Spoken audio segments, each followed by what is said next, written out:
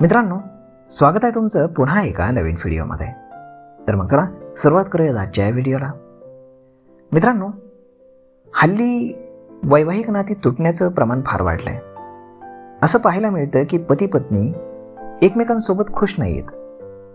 परंतु यामागची नक्की कारणं काय आणि आपण हे सर्व थांबवू शकतो का? असे कोणकोणते गुपित आहेत ते पतीने स्वीकारले तर त्याची पत्नीही त्याच्यासोबत खुश राहू शकते आणि त्याला कधीही सोडून जाणार नाही. हेच आजच्या या व्हिडिओमध्ये आपण जाणून घेणार आहोत.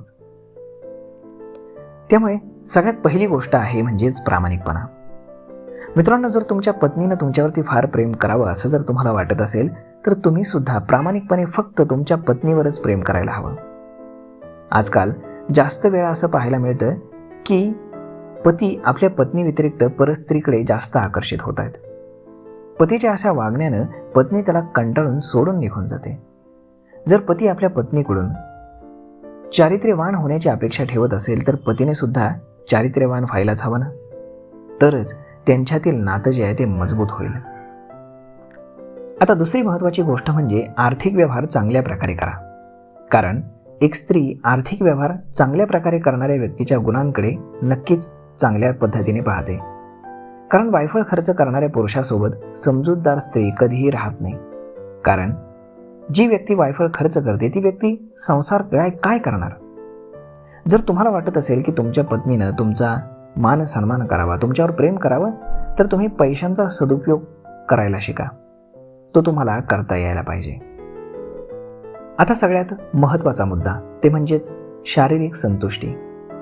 प्रत्येक नात्याचा शारीरिक संतुष्टी हा एक मजबूत आधार असतो.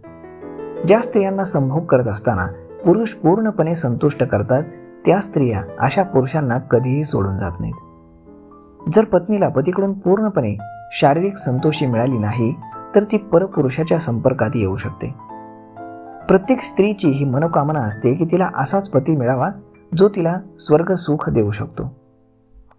परंतु आजकालच्या काळात जर पाहिलं तर शारीरिक संतोषी न मिळणं हे देखील एक मोठं कारण आहे. आणि म्हणूनच माणसं किंवा स्त्रिया देखील परपुरुषांच्या नादाला लागतात.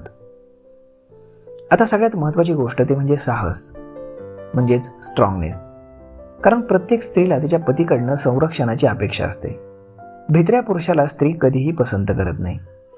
जिथे बहादुरी दाखवायची वेळ येईल तिथे आपल्या पतीनं साहसी भूमिका घ्यावी अशी पत्नीची इच्छा असते.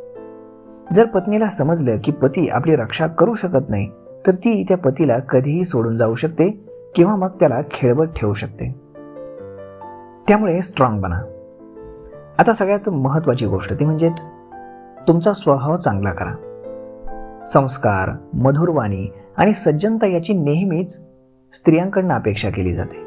परंतु हे गुण जर एखाद्या पुरुषामध्ये असतील तर ते त्या पुरुषाचं खरं प्रतीक आहे.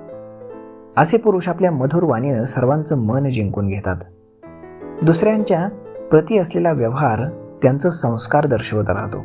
आणि म्हणून तुम्ही तुमचा स्वभाव चांगला करा किंवा असेल तर तो तसाच ठेवा, याचा फायदा होईल. आता सगळ्यात महत्त्वाची गोष्ट ती म्हणजेच ऐकून घेणारा. प्रत्येक स्त्रीला तिचं म्हणणं ऐकून घेणारा आणि त्यावरती विचार विनिमय करून तिला सल्ले देणारा पुरुष तिच्या आयुष्यामध्ये हवा असतो. जो पुरुष महिलांच्या बोलण्याचा आदर करतो, त्यांच्या बोलण्याकडे दुर्लक्ष करत नाही, असा पुरुष महिलांना आवडतो. आता पहा, पुरुषाला नेहमी आपल्या परिवार आणि कुटुंबाप्रती असलेल्या कर्तव्याबाबत सतर्क राहायला पाहिजे. परिवार आणि स्वतःच्या संरक्षणासाठी सदैव तत्पर असायला पाहिजे. ज्या पुरुषांमुळे घरातील वातावरण चांगलं राहतं असे गुण असलेल्या पुरुषांसोबत त्याची पत्नी नेहमी खुश राहते. तर मग मित्रांनो, अशा पद्धतीनं या काही गोष्टी आहेत, काही टिप्स आहेत.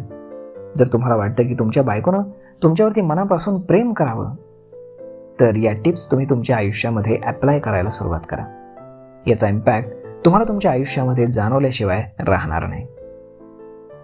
तर मित्रांनो, आय होप तुम्हाला हा व्हिडिओ नक्कीच आवडला असेल. जर आवडला असेल तर आपल्या जवळच्या मित्रमंडळींसोबत देखील हा व्हिडिओ तुम्ही शेअर करायला विसरू नका. धन्यवाद.